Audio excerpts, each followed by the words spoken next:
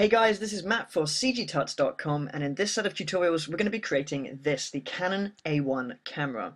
Now this is actually a model I put together a long time ago back in Maya 7, and it really wasn't much of a fun experience. The toolset available at that time did not make modeling this object in any way exciting. So what I figured I'd do is bring this back into Modo and put together a tutorial of my efforts to recreate it. So as you can see, it's quite a detailed object. It's probably no way an easy tutorial, this one. We've got good reference, but I'd still put it firmly into the intermediate camp. We've got some objects that look kind of simple, like this top part with the viewfinder in here. However, it is quite a tricky object once we come to put that together. So we're going to be utilizing all of Modo's tools, especially the fall-offs in this tutorial, to put these objects together. Now, as you may have noticed, I'm still using Modo 302, but I plan to upgrade shortly after New Year. So what I was thinking is that we'd get this modeled in 302, then after I upgrade we can look at texturing, rigging and rendering it in Modo 402. So yeah, without much further ado, let's get going. So if you open up the reference scene which came with this tutorial, you should find these 6 reference images. Now I've rendered these out from the previous version of the model that I put together, and they're actually quite high res. So if I go into a front view here, you'll see that we actually get quite a lot of good detail in these. So they're going to be a real helpful tool in putting together this camera. Now the first thing we're going to do is put together the main body of the camera, and then we're going to start by detailing the top section, then the bottom section, and then the middle section of the main body, and then we're going to work on the lens at the end. So to begin with, we need to create the main body section. Now if I go into a front view and zoom in a little bit, you'll be able to see that this main box that makes up the main body is split into about 3 parts. Now I'm actually going to come up here to shaded visibility options and turn off the grid, and then shaded visibility options and turn off the work plane temporarily to make this a bit easier to see. So if I zoom right in on this, you'll see we have this top section here. We then have this middle section in which I'm including kind of this row here and this tiny row here as well.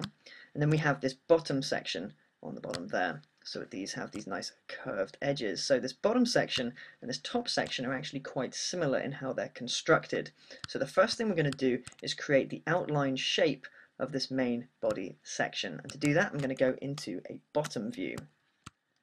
Now you notice in the bottom view we can quite clearly see the shape that we need to put together here, whereas in the top view, if I flip to that one quickly, we've got all of this stuff up here kind of blocking the view a little bit. So I'm going to go to the bottom, and we're going to go to New Item, Mesh, and I'm not going to name it for the minute because we're going to be cutting this up into pieces in a short while. So how are we going to create this? Well, I'm going to start off by going to the box tool, and I'm going to be drawing out a box to match that shape.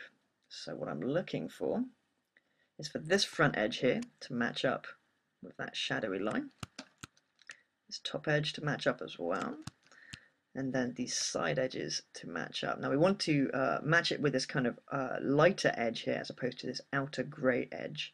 I'm going to pull that out there. Do the same on the other side.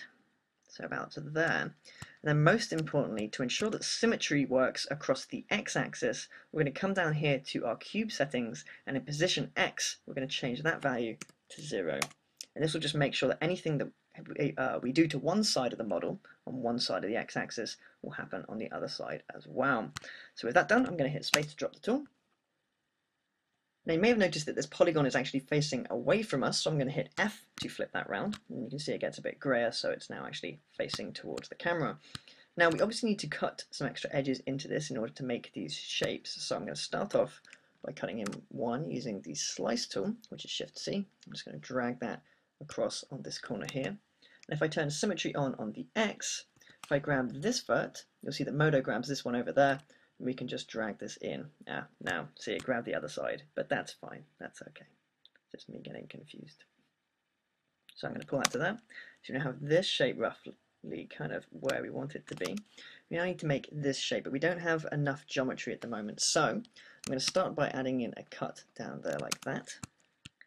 Then I think we'll probably add in another cut using the slice tool across there like that, and I imagine we'll do one more, but for the minute I'm just going to pop that guy to about there. Now we're actually going to be using Modo's subdivision surfaces to create this shape, so I'm going to hit Tab to go into subdivision surface mode, double click our shape to take a look at what we've got, and you can see that we've lost these corners that we put in. So I don't know if you saw my last tutorial, but basically, long story short, we need to make sure that these verts are kept in position by kind of blocking them in with other edges. So to do this, what I'm going to do is add in one extra edge going across the bottom like this, which is going to kind of block this vert in on a vertical kind of axis, so kind of vertically down. Then we need to add in another edge running up the side here, so I'm going to actually draw this in using the edge slice tool, which is just C. So I'm going to drag this in and bring this all the way to the top. So you can see we end up with this kind of square shape on this corner. Now the square shape is going to block in this vert roughly where we want it to be. So if I now go to subdivision surface mode and double click, you see we've got this corner there. Now it's not quite as tight as we want it to be, and the reason for that is that these support edges that we just added in are themselves kind of being smoothed out by the subdivision surface algorithm. So I'm going to add in a couple more edges. I'm going to use the loop slice, so that's Alt C, to add in another edge, pretty much the same distance away from the edge as this previous one, so we end up with these two squares there. I'm then going to grab one of these edges, and again with the loop slice tool, I'm just going to add in another edge about there. So we've ended up with these 4 squares on this corner, and these 4 squares are going to appear a lot in this model, and that's going to basically shore up this corner to make it quite nice and tight. And if I go to subdivision surface mode with Tab and then double click, you see we now got the corner pretty much exactly following our reference. Obviously this one is completely off, so we need to do the exact same thing. Now we've already got this edge in. This edge is a little bit far out, so I'm going to grab this vert and pull that in on the x-axis to kind of make that the same distance away. Then we need to add in an extra edge on either side of this line. So I'm going to select this edge, and with the loop slice tool, add an extra edge there. And then grab this one, and again with the loop slice, pull this up into position. So you can see we then have these 4 squares again. Now I realize they don't exactly look like squares, but you kind of get my point. So if I go to subdivision surface mode and double click, you see that although we're a little bit off there, we're pretty much following that reference. We've got that tight corner. So to get this back into shape, I'm going to grab these 4 and I'm going to move them down, maybe up a tiny little bit, see what that does. That looks okay. I'm going to grab this edge and this edge. I'm just going to push those ever so slightly to the right. Now I'll help it kind of follow this line a little bit more. Now in doing so, this edge is now not quite straight. So to counter that, I'm going to delete these extra edges. So I'm going to select both of these and I'm going to hit backspace to delete them, which will get rid of these verts as well. And then this ensures that this is a straight line. Now when you're sure that it's a straight line, we can basically use the edge slice tool to draw these edges back in, and that's a kind of technique that I use an awful lot in this kind of model. When something's slightly crooked like that, especially when we're going to be using it in kind of very close-up product shotty type renders, you want all of these edges to be as smooth, as straight, as precise as possible. So when you kind of do this, if I was to move this edge slightly, obviously this line would now be a bit wonky, and that would in a way show up in the reflections on the model and things like that. So the technique of coming in and deleting these edges and then recreating them ensures that these edges are as straight as can be. So with that done, I'm going to go back to tab mode, double click, and take a look at what we've got, and so far I'm pretty happy with that. However, up here you can see that things are now completely off the mark. We've not got this curve whatsoever, so let's have a look at what's going on. The reason we haven't got this curve is because we've got this kind of these 3 verts right in the middle, and this is causing a rough, hard edge here. So what we're going to be looking for is an even distribution of vertices along this curve to define it. At the moment with 3, it's probably not quite enough. So what I'm going to do is grab this edge here and loop slice, let's say twice. So I'm going to do 1 there and loop slice again. Now I could have just upped the count, but to be honest, it's pretty much as quick doing it like that. So now I'm going to grab this vert and we're just going to roughly move these into position. Now in order to increase visibility of these verts, I'm going to come up to visibility options and show vertices, and this will basically put this black dot on all of these verts. So I'm going to grab this guy and move it into shape and just grab these and try and make them a kind of even distance apart for the minute, and we'll see what it looks like. So something like that looks pretty good. Then I'll hit Tab to go to subdivision surface mode, and you can see we're a lot closer. We're not exactly where we want to be, but we're certainly a lot closer to the reference image. So we'll now go in and try and make this match the reference image a little bit more closely. But the first thing that I want to do is, if I tab out of subdivision surface mode, I want to make sure that this edge here is nice and straight, and you can currently see that it's slightly leaning to the left. So what I'm going to do is bring up the scale tool, and with negative scale turned off, I'm just going to slam that down on the x-axis like that. Now, currently, when we go to subdivision surface mode, these verts here are moving down towards these ones, and we actually want these to stay pretty much in place. So what I'm going to do is add in a couple of support edges on this middle flat section, just to keep this edge and this edge roughly where they should be. So I'm going to select one of these edges, go to the loop slice tool, and with a count of 2, I'm going to right click. Actually, let's turn it to symmetry mode, and I'm just going to pull that out slightly like that. And then go back to subdivision surface, and you can see it's kind of okay. It's getting there a little bit. So I'm going to grab, I think, this vert, and we'll use this one to move this up. We can start going in and tweaking these just a little bit.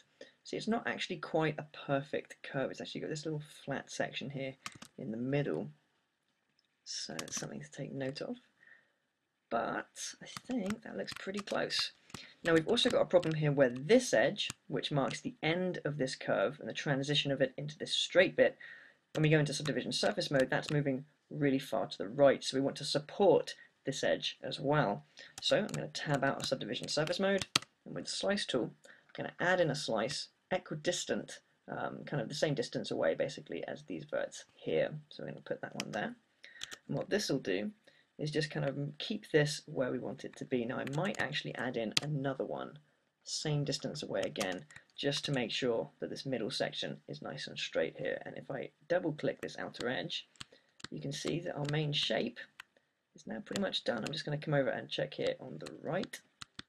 You can see we're a little bit off there, but that might be a mistake in the previous model, because believe me, there were a good few mistakes in the old model. And I think, I'm going to trust that this side is correct, so this side is most likely going to be a symmetrical copy of this one, so I'm going to call that absolutely correct. So this base shape is now done.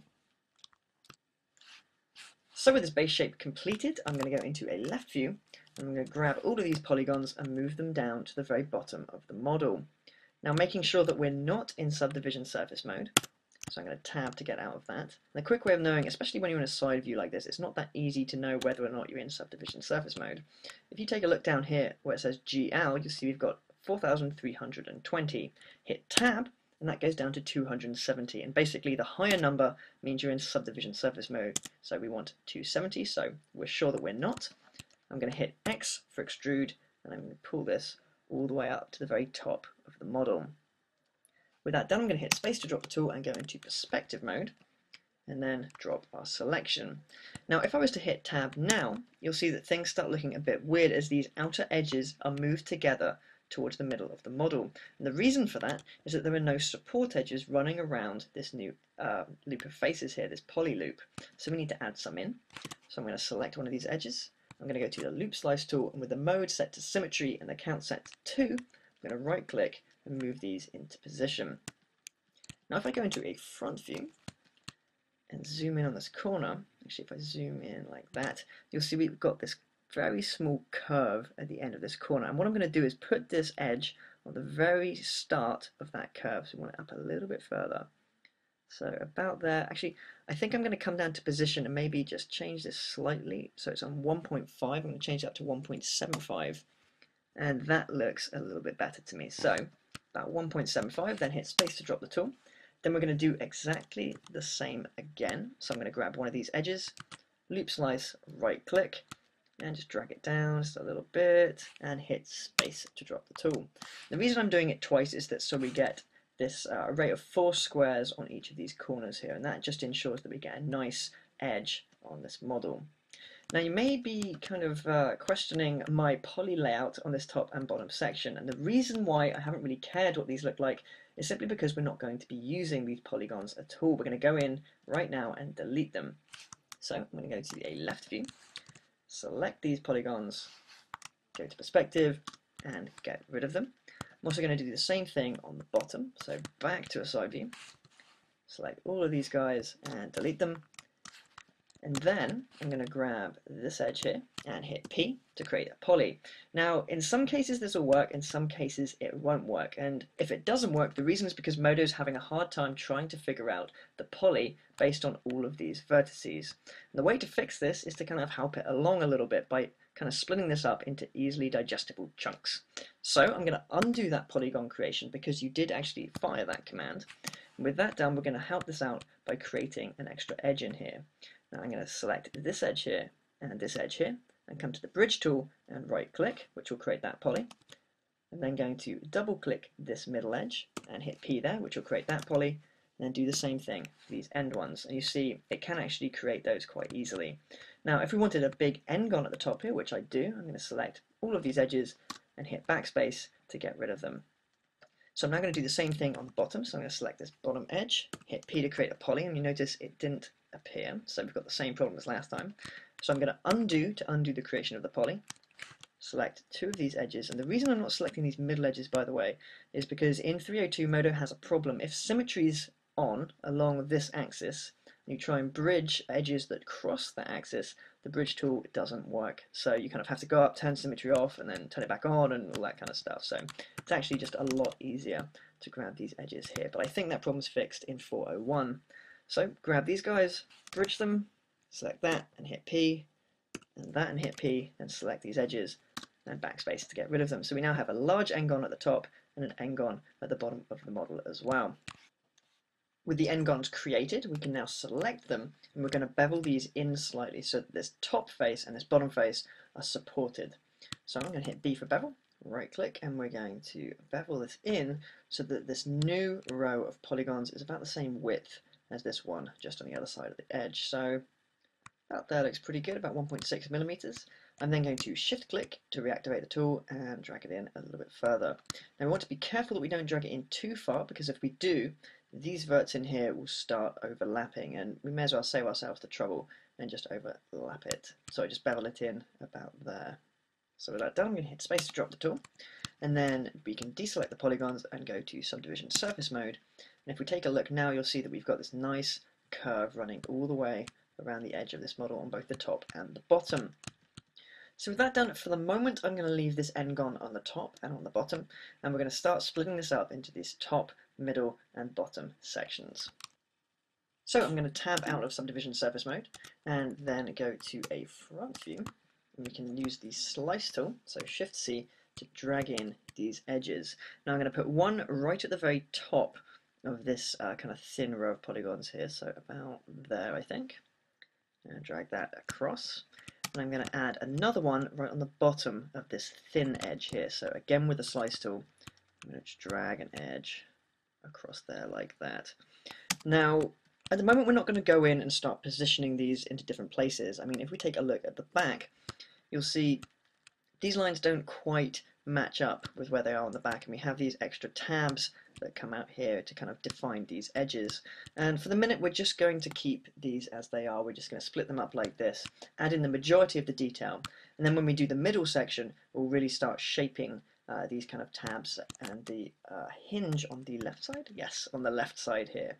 So you see that once we look in here we have this edge which is running along the top of this row of polygons, then it's going to come up and then run around the back a little bit higher. And on the bottom we've got this kind of very weird kind of strange shape going on here. So we're going to leave those things for the minute and just leave them as straight lines. But with that done, I'm then going to select this entire middle row. So I'm going to select a couple of those and hit L. I'm going to hit Control X or Command X on the Mac, go to a new mesh item, rename it to middle section body, and paste that in like that. I'm going to hide it and go back to another mesh layer. I'm going to select the bottom of the model, cut that again into a new mesh layer. I'm going to call that bottom section body and paste that in, and then we can just rename this top bit to top section body. With that done and them all turned on, we can grab them all, and because we're trying to keep everything nice and neat over here, we're going to hit Control G and rename that group to body sections. And with that done, I'm now going to come up and save our scene. The next thing we need to create is the box that holds the viewfinder elements that sits on top of the camera. Now if I come into the back view quickly, you'll see that the back of this box actually joins up with this top section, and that this poly is at the same level as this poly here is going to be. So what we're going to do is use this poly as a starting point to create this box from. But before we do, we need to create some slices that mark the extents of this box on this top section. Now I'm going to ensure I turn symmetry off, as this viewfinder box is not in the middle of the model. So with that done, I'm going to select our top section, and with the slice tool, I'm going to add in one edge there, and one edge there on either side. Then I'm going to go to perspective, and I'm going to select the second polygon down on the back, and the second polygon down on the front as well. I'm going to copy these into a new mesh layer, and I'm going to rename that viewfinder box. That's just going to be basically a temporary layer for now. Now I'm going to hide the body section so we just see these two polys, and these basically mark the front and the back of the top section of our camera, and it's from these that we're going to create the viewfinder box. So I'm going to go into a back view, but first I'm going to quickly select this edge actually. So I'm going to select that top edge there, then go into a back view. Now this obviously needs to be extended up, so I'm going to hit the Z key and pull this up like that, and then going to shift click to reactivate and pull this up again. Now instead of stopping there where the box seems to finish, I'm actually going to pull it all the way up to this faint grey line there. And the reason for doing this, if I go to the front view, you'll see that this slope actually extends up all that way on the front. Now this is actually quite a little bit more of a complicated object than it first appears. There are some weird kind of creases in strange places that you wouldn't quite expect, so we're going to have to keep checking all of the reference images to make sure this matches up as closely as we can make it. So with this done, I'm quickly going to go into a back view again, and we're going to scale these in. So I'm going to first grab this guy and scale this into position on the x-axis. So about there looks pretty good to me. I'm going to grab this top guy and scale this in like so. Now I'm just going to go back to the front quickly and just check that lines up. That seems pretty good. We're a bit off on one side, but I think that'll be okay. Just going to make sure that I scale that in. That there looks pretty good. Now there are a couple of mistakes on the old model, as I said, some things that aren't quite flat, but as long as we know that these things are flat along the way, we'll be fine, I think. So with that done, I'm going to deselect that edge and go into a left view. Now you can see that the top of this polygon needs to lean slightly to the right, but we don't currently have an edge there from which we can start this lean. So with the slice tool, I'm going to cut across there and add in an extra edge. I'm then going to pull this vert to the right to create that slope. There's obviously another edge there that we need to add in, so again with the slice tool, I'm going to add that guy in. And with that done, I can go to perspective mode. I'm going to select 4 edges from each side, not that guy over there. So 4 there and 4 there as well. I'm going to go to a left view, and we're going to extend these out to this point here. So activate the extend tool and pull these to the right. Then we want to scale these down so they're perfectly straight, so I'm going to activate the scale tool, and with negative scale turned off, slam these down on the z-axis and pull these roughly into position. Now with that done, I'm going to extend one more time and pull all of these edges to the very front of the model like that. With that done, I'm going to go to perspective, and we're going to join these all up. So I'm going to select 4 edges on either side and come up here to edge, bridge, and right click. And that joins up those faces on the model. Now while we're joining things up, I'm going to go and take care of this back section up here. Now if I go to the left view, you see that these polygons here are actually non-existent. This is basically a cutout. So in poly mode, I'm going to lasso select these 3 polygons and delete them. We can then go into a perspective view, and I'm going to select, not that guy, these 6 edges there, and we're going to use the bridge tool to connect those guys up, creating this little kind of dip in the model here in which the flash can kind of connect to the camera. Now with that done, you might be wondering what this little polygon down here is doing. Now we're actually going to connect this to this main part of the model, so we obviously need to add in an edge running around here. Now to do that, we need to know the position of this polygon on the z-axis. And there's quite an easy way of doing that. If we set the action center to automatic, and then select this polygon and activate the move tool, the action center will snap to the very center of that polygon. And down here you can see the coordinates for that. We've got 4 millimeters on the x, 67 on the y, and 10.2 on the z, and that's what we want. So I'm going to quickly copy this value here, like that. I'm then going to come up here to a left view, deselect that polygon, and we're going to make a cut along these polygons only. So I'm going to select 2 of those and hit L to make sure we're not cutting these guys down here at all, and that might give us a couple of weird shading errors. So with these selected, I'm going to activate the slice tool, drag down the model, and then come over here to the slice tool options, and in the Z value for both the start and the end, we're going to paste that 10.2 value, or actually, I'm just going to change that. I don't need to paste that, I can remember that number. So change them both to 10.2, and you'll see that the slice now runs exactly in line with that extra polygon down there. So with that done, I'm going to hit space to drop the tool and go back to perspective mode. Now what I want to do is basically extend out all of the edges of this polygon except of this top one.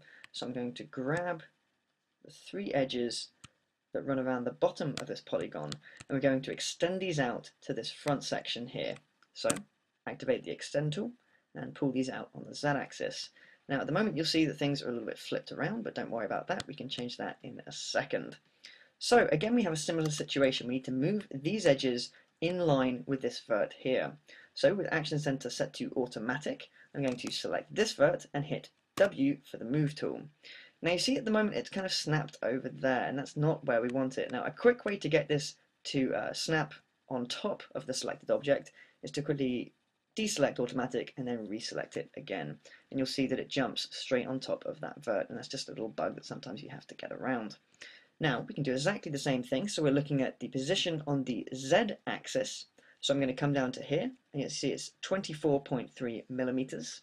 So I'm then going to deselect those guys, select these 3 edges, come up to vertex, set position, and we want to change the z value to 24.3 millimeters, and it will jump right in line with those verts. Now before we weld anything together, I'm going to come up and we're going to flip these 3 polys around. Actually, there'll be one more in there, these 4 polys, and I'm just going to select them and hit F to flip them around like that. Now what we can do is select both of these verts, because remember there are actually 2 here, and you can see that down here it says 2 vertices. So I'm going to select both of those and click join and OK. We're going to do the same thing on the other side as well. Select these 2 and hit join. We're going to do the same thing at the back. And join again, and then the same thing at the back on the other side, and hit join. We can then double click this edge loop and hit P to fill that with a poly. And I'm going to come around to the back and delete this extra poly that we're not going to need, and we've now connected that bottom poly up to the top of this viewfinder model, so things are looking up. Now if I go into a left view, you'll see that there are quite a few things going on here. We've got this leaning section here, but the bottom of the lean doesn't end on an edge that we currently have. So I'm going to add in yet another edge using the slice tool. So I'm going to run that across there like that. Then I'm going to select all of these verts, the lasso tool. I'm going to select fall off linear. I'm going to click and hold next to this bottom vert and drag up to the very top one. And then if we activate the move tool and push left, you see that we get that nice edge going up there like that.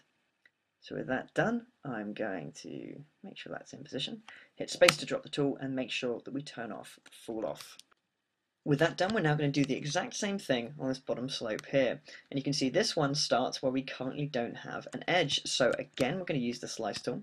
So I'm going to deselect these verts, activate the slice tool and pull an edge across like that.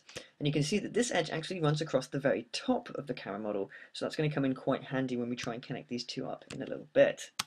So with that done, you can then see that this edge extends down to here, so we're going to grab these verts and pull them down to that level, so about to there.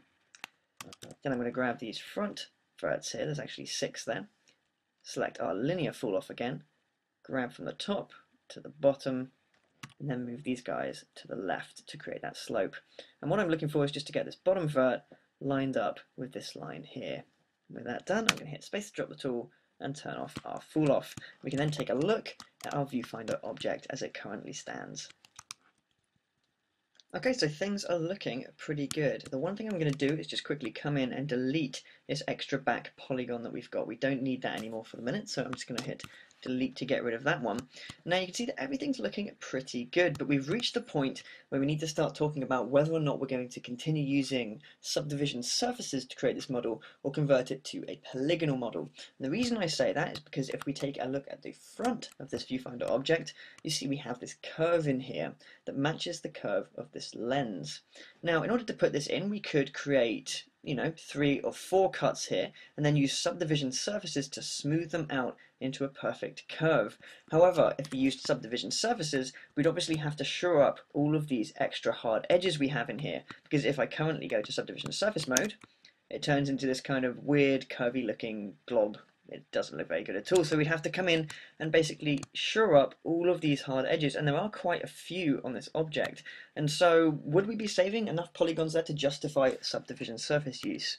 If we used a polygonal object, however, this front shape here would have to be taken up because we want extremely high-res renders of this object. We'd have to use an awful lot of extra lines in here, and because we're looking for quads as well as high resolution, we'd obviously have to join these up across the object. So again, it would introduce a lot of polys. So what's the best way of doing it? Well, because this viewfinder object is going to be connected to the top of this camera section, and the top also uses subdivision surfaces at present, whatever we do to this viewfinder box, we'd have to do as well to the top of this object. So, bearing in mind that subdivision surfaces allows us to quickly edit and kind of more easily get nice curved edges, of which there are quite a few on this model, it might be beneficial sticking with subdivision surfaces for now and seeing how we go. If we kind of run into any big problems along the way, we could always try and convert at that point. So what I'm going to do is save the scene now before we start really kind of shoring up these edges and introducing that front curve. So I'm going to go and quickly save our scene, and then we're going to come back and create that front curve there. Okay, so I've saved our scene, and we're going to go in and shore up these edges before we add in the curve at the front of this model. Now when we shore up these edges, we want to select them, but not only the edges themselves, but also the loop that they are part of. So for instance, with this edge here, and this edge here, we also want to continue selecting the loop that those 3 edges are part of. So if I just double click that, select these 3, and then double click this one as well, you'll see that we select all of these edges. Now Modo has also selected that one for us, so that's fine, we want that one. Now I also want these 3 edges, but again we want to follow the loop round, so I'm going to select these guys as well. Now if you continue doing this for all the hard edges on this model, you'll soon find that you actually end up selecting every single edge that is on this entire object. Now obviously these ones are open to debate, these edges that are at the very bottom here, although Modo's bevel system won't really take those into account, so we can leave those selected for now. However, you may as well just go in and lasso select every single edge on this object. However, we are going to deselect one, and that's this very top front one here, so I'm going to hold down Control and just drag over that one. And the reason being is if I go into a left view, although it isn't on the reference, I didn't actually see this on the old model, there is a slightly larger curve at this front edge here, so we're going to add that in separately. But with all of these edges selected, I'm going to activate the bevel tool to get the edge bevel, and then going to select a round level of 1, right click, and we're going to drag this out to about 250 micrometers. So, I think about 250 looks good, and the one thing you want to be careful of here is that we're getting these 4 squares, as I mentioned before, which are going to shore up the edges, and that's what the round level of 1 is doing. It's keeping the edge that was there originally and basically adding in an edge on either side of it, so it's doing a lot of work for us, this one. However, the one thing you want to make sure is that we're not beveling too much so that these edges start overlapping. So I'm doing it for quite a small value of about 250 micrometers. And with that done, you can hit space to drop the tool. And there's one section we need to clean up, and that's down here. Now, because we had some of these edges selected, Modo's gone in and created an extra polygon for us there. And it's here and it's also on the other side as well, and we don't need this, so I'm going to select it and delete it. I'll use some polys over there and hit A to zoom in, and I actually selected it correctly, so I'm just going to delete that guy as well. Now if I go to subdivision surface mode, you see that things are looking a whole lot better. We've got these edges now which are nice and creased and maintaining the shape of the object that we initially created, so things are looking really good around here. Now this front edge that I put up here is obviously a little bit too curved right now, so we're going to go in and add some extra edges to take care of that. So I'm going to tab out of subdivision surface mode and go into a left view. I'm going to select this edge here and loop slice with a count of 1 and a mode of 3. We're going to go just above halfway up, I think, so about there. Looks pretty good to me. And then we want to create a square on this corner, so we're going to loop slice down vertically like that. And about there looks pretty good. So I'm just watching this distance and trying to get it about the same as this distance, so it gets a nice curve up there.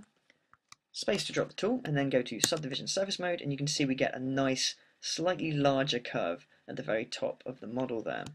And with that, we can call that pretty much done, and we can now move on to adding in this curve on this front edge down here. So I'm going to toggle out of subdivision surface mode and go into a front view. Now we need to create this edge here, so what I'm going to do is create a new mesh layer, and we're going to basically create a template for this circle. So I'm going to come up to the basic tab and click on the cylinder tool, click roughly in the middle of the lens, and then drag out a circle. Now we know we want both of these radiuses to be the same, so I'm going to change them to be the same like that. And then we're going to basically move this until it's in position right in the middle of that lens. So you just keep tweaking that until it looks about right. So I think that's pretty much good. So what we can do then is basically increase the radiuses. So I'm going to pull this all the way up to the top of that little indent there. Then going to make sure that our X radius is the same as the new Y radius. So we've got 35.8. So pop that in. We should note that this circle now follows this line pretty much exactly, which it does. So we obviously want more sides. Well, I say obviously, I don't know if we do actually. Let's have a look. So I'm going to go to perspective and take a look at what we've got. So we've got 1, 2, 3, 4, about 4 edges in there. So I think we probably will need more edges to be overlapping. So I'm going to up that to 32. And then we'd have pretty much about 6 edges. So what I'm looking at is 1, 2, 3, 4, 5, and 6 edges that will be overlapping the front of these faces here. So I think 6 should be enough, so I'm quite happy with that. So I'm going to hit space to drop the tool, and I'm going to pull this forwards in front of the model. Now, what I think we should probably do is keep a note of this circle so that we can make sure that our lens later on matches up with this position. So I'm actually going to copy this into another mesh layer and call this lens template. I'm just going to turn that off and then go back to working in our mesh layer. In fact, I might move that lens template up into our ref group. So I'm now going to grab this polygon here, and using the extrude tool, I'm just going to pull it through those front faces, making sure that we get it all the way through these bottom ones as well, like that. Now I'm going to hit space to drop the tool. I'm going to use Modo's solid drill function over here in the mesh edit tab. Now what we do with the solid drill option is it cuts the front object, or the selected object, with the object that is visible in the background. So we want to select our viewfinder on which we want the cuts to be made, and our cutting object, this circular mesh, is going to be visible but in the background. Then I'm going to come to the Mesh Edit tab and click Solid Drill, and I'm going to be using the stencil option. Now, unlike the other options like core and tunnel, stencil is not going to cut out any polygons for us. It's just going to make the edges, and then we can go in and choose which polygons we want to delete. And this is the option that I use pretty much all of the time. So I'm going to click OK. Then I'm going to hide our mesh, and you'll see that these edges have been created on this viewfinder box. And we can use these now to create that cutout. So the first thing we're going to do is go in and delete all of the polygons in the middle of those edges that we just added in. So I'm going to select all of those guys and hit delete. And then if I hit tab, you'll see that we've got a bunch of problems. We've got a big shading error over there. We've got these polygons kind of zooming in all over the place. And the reason for that is because whenever you use a Boolean operation, like these ones over here at the bottom of the Mesh Edit menu, chances are you're going to have to do some cleanup. And in our case, I imagine we've probably got one or two verts sitting on top of each other. Now I think it's probably going to be this one. Yep, you can see down here I've got two vertices right on top of each other there. Same there, we've got two verts there. This one is just one. This one is two as well. And this one is just one. So we've got three places with our two verts sitting right on top of each other. And this is what's giving us our problems. Now to fix this, ordinarily we'd come over here to the vertex menu and click on join to join these two verts together, then these two, and then these two. However, the join command is something that we're going to be using an awful lot throughout the project, so it would be great if we could assign that to a key command. And we can actually do that in Modo by using its macro system. Now, a macro is basically a repeated set of commands that is going to be fired when you hit a key combination. And we access that through the system menu up here using the record macro command. So what I'm going to do is select a place where we have two verts right on top of each other, so just there. I'm then going to come up to System and click Record Macro. So it's actually recording right now. So any command that we do will be recorded to this macro that we are creating. So I'm going to come over to the vertex menu and click on Join. I'm then going to click OK and then click OK again. And that's what we want Modo to do automatically when we hit our key combination. So we're now done with the macro. So I'm going to come up to System and uncheck Recording. I'm then going to come up to System again, and we want to click Store in Config. And this basically allows Modo to access it via a key combination. So I'm going to click that.